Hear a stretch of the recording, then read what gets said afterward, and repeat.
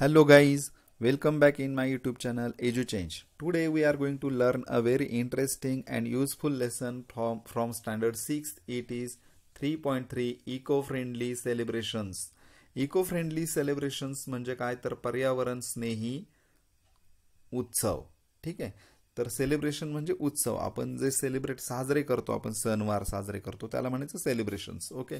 आता हे eco friendly असतात. पहा, इको फ्रेंडली म्हणजे काय तर पर्यावरण स्नेही. पर्यावरण स्नेही म्हणजे काय तर पर्यावरणातले जे घटक आहेत, नद्या, नाले, सूर्यप्रकाश, हवा, पाणी, समुद्र, विहिरी, या सगळ्या घटकांना म्हणायचं जंगलं, या सगळ्या घटकांना म्हणायचं पर्यावरण स्नेही.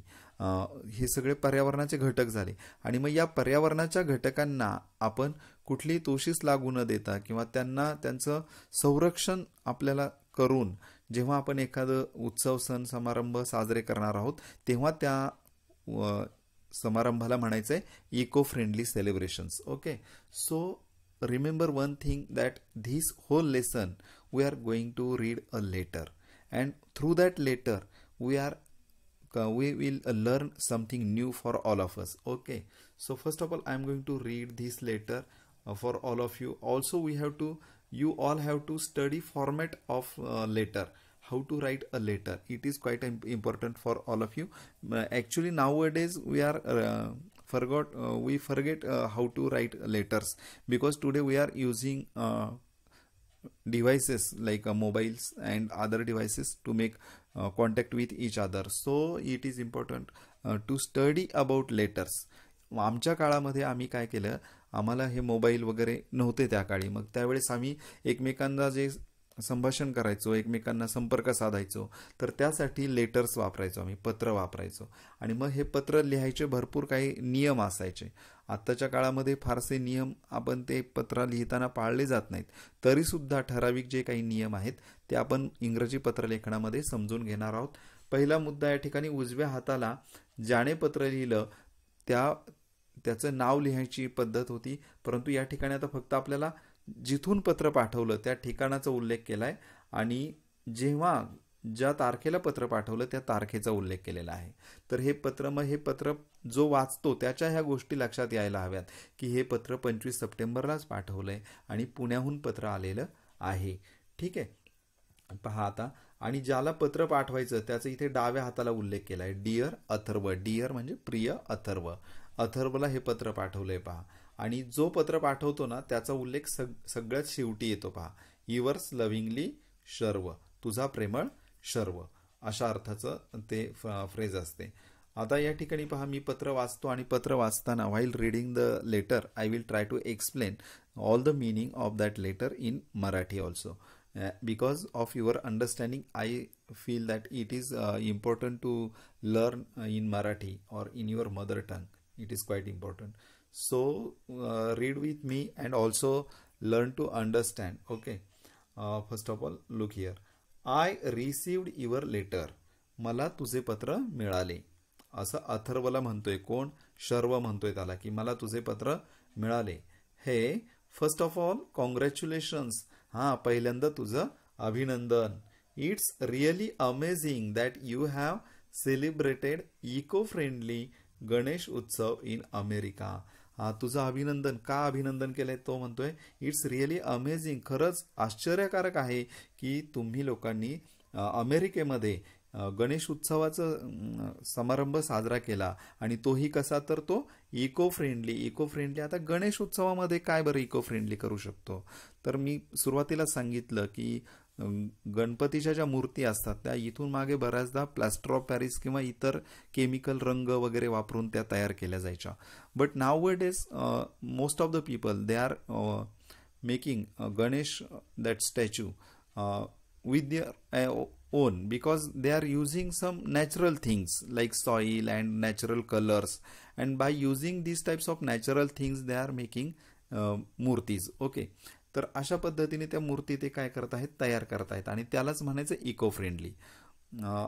अशा प्रकारे आता होतं काय, तर काय व्हायचं पूर्वीच्या काळी की असे केमिकल वापरलेले किंवा प्लॅस्टर ऑफ पॅरिस वापरलेले मूर्त्या तयार करायच्या. नंतर ते गणेश उत्सव संपला की ते विसर्जनाच्या दिवशी त्या नाल्यामध्ये किंवा नद्यांमध्ये टाकून द्यायच्या, विहिरींमध्ये. त्यामुळे काय व्हायचं, पाणी दूषित व्हायचं.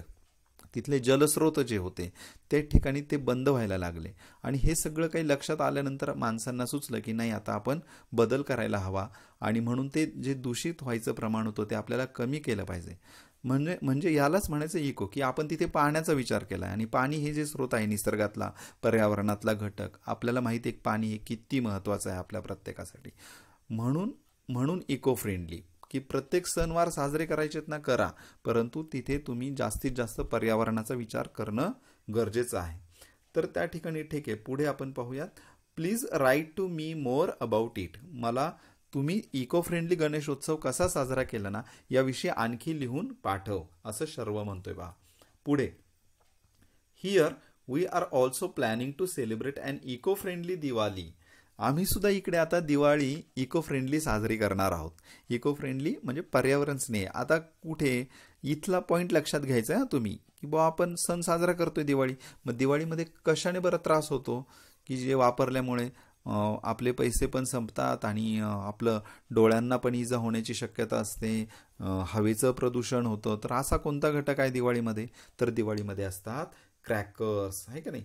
क्रॅकर्स म्हणजे फटाके. क्रॅकर्स म्हणजे फटाके. तर हे फटाके जे जेव्हा फडतो तेव्हा त्यातून अतिशय विषारी धूर बाहेर पडतो. त्यानंतर त्याचा आवाज होतो. छोट्या छोट्या चिमण्या असतात, पाखरं असतात, त्या पाखरांना त्याची इजा होते. तर असे खूप काही दुष्परिणाम त्या फटाक्यांचे होत असतात. म्हणून आपण फटाके उडवायला काय केलं पाहिजे, टाळलं पाहिजे. आणि तेच ते सांगतायत की आम्ही सुद्धा आता दिवाळी इको फ्रेंडली बनवणार. मग आता इको फ्रेंडली, मग आम्ही फटाके वाजवणार नाहीत, मग त्याऐवजी काय करणार आहोत पहा. तो पुढे सांगतोय, but of course with delicious traditional snacks. हां, परंतु आम्ही त्याबरोबर हे करणार आहोत काय, अर्थातच डेलिशियस म्हणजे चविष्ट, रुचकर, चवदार. ट्रेडिशनल स्नॅक्स, ट्रेडिशनल म्हणजे पारंपरिक. पारंपरिक स्नॅक्स म्हणजे फराळ. पारंपरिक फराळ आपला दिवाळीला असतोच, शेवचिवडा वगैरे आपण आहे का नाही तयार करतो. इथे सांगितलंय माउथ वॉटरिंग. आता हे ॲडजेक्टिव्ज आहेत, विशेषण आहे. While trying to make practice of speaking you have to use different types of adjectives. You have to make habit of this thing. या गोष्टीची तुम्ही सवय लावून घ्या, किंवा तुम्हाला जेव्हा बोलायचे ना तेव्हा बोलण्या अगोदर तुम्ही जे काही नाम वगैरे वापरणार आहात, सर्वनाम, तर त्याचं विशेषण त्याला द्यायची सवय लावून घ्या. त्यामुळे काय होईल, तुमचं बोलणं छान आणि इम्प्रेसिव्ह वाटायला सुरुवात होईल. पहा, माउथ वॉटरिंग म्हणजे आपल्या तोंडाला पाणी सुटेल अशी. काय, चकली असते, त्यानंतर अनारसा, त्यानंतर करंजीज अँड लाडूज, एवढे पदार्थ आम्ही दिवाळीला बनवणार आहोत, तयार करणार आहोत. पुढे काय म्हणतोय पाहतो Sharv. To make up for the crackers we are going to make a beautiful paper lantern at home. हां, मग ती आम्ही फटाके उडवणार नाहीत, फटाके वाजवणार नाहीत, परंतु त्याऐवजी आम्ही आणखी काय करणार आहोत, त्याची भर काढायची ना. मग आता एक गोष्ट कमी केली, आम्ही फटाके वाजवणार नाही, परंतु मग आम्ही नव्याने काय करणार आहोत, तर we are going to make a beautiful paper lantern at home. Paper lantern म्हणजे आकाशकंदील. पहा, कागदी आकाशकंदील असतो ना, तर ते मात्र आकाशकंदील बाजारातून आणणार नाहीत. ह्यावेळेस त्यांनी ठरवले की घरीच कागदी आकाशकंदील तयार करायचा at home.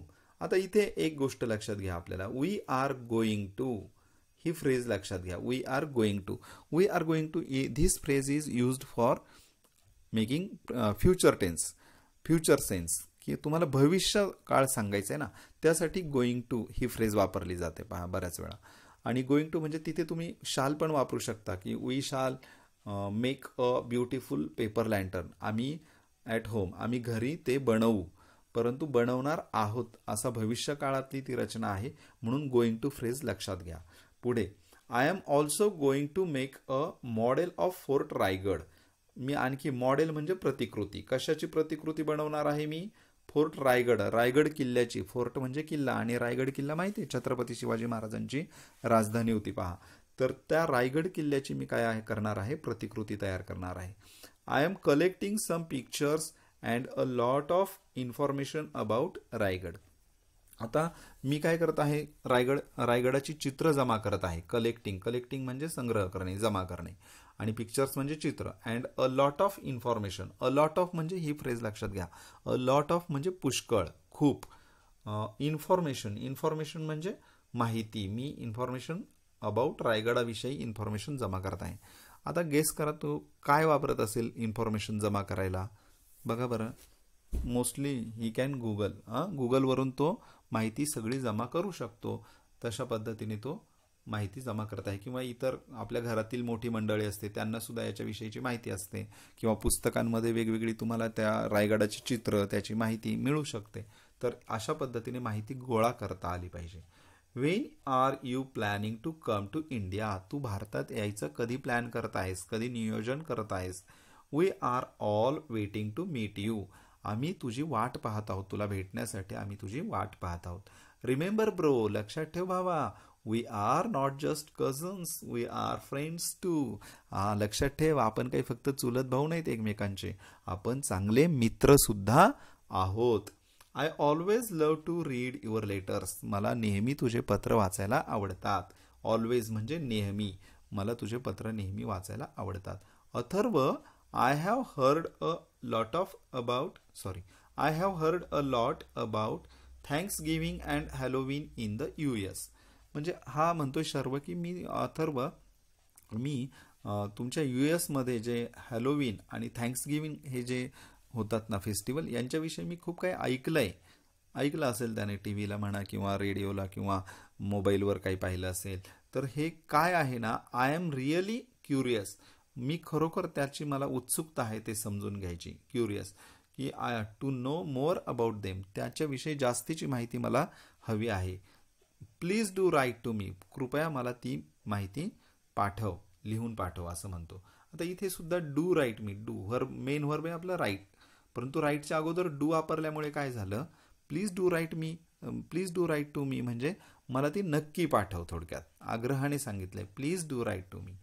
कणवे my regards to काका अँड काकू. काका आणि काकूला माझा नमस्कार सांग. माय रिगार्ड्स म्हणजे माझ्या शुभेच्छा किंवा माझ्या नमस्कार त्यांना सांग. लव टू डिअर ओजस. छोटा जो ओजस आहे त्याला माझं खूप सर्व प्रेम. आणि इवर्स लव्हिंगली, तुझा प्रेमळ शर्व. अशा प्रकारे या पत्राचा या ठिकाणी शेवट केलेला आहे.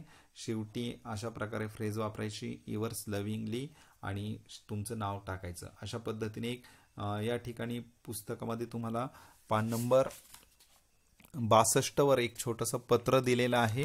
You all have to make practice of writing that letter with the help of lines. First of all you can take help of your friend or your teacher or your parents while writing that letter. Okay, so I hope you all have understood this letter very well. Also you have understood the meaning of eco-friendly. तर आणि इतरही काही जे difficult किंवा new words या पाठामध्ये आले ते मी तुम्हाला सांगण्याचा प्रयत्न केला आहे. मित्रांनो, अशा पद्धतीने आपण हा पाठ या ठिकाणी आपण पूर्ण करत आहोत.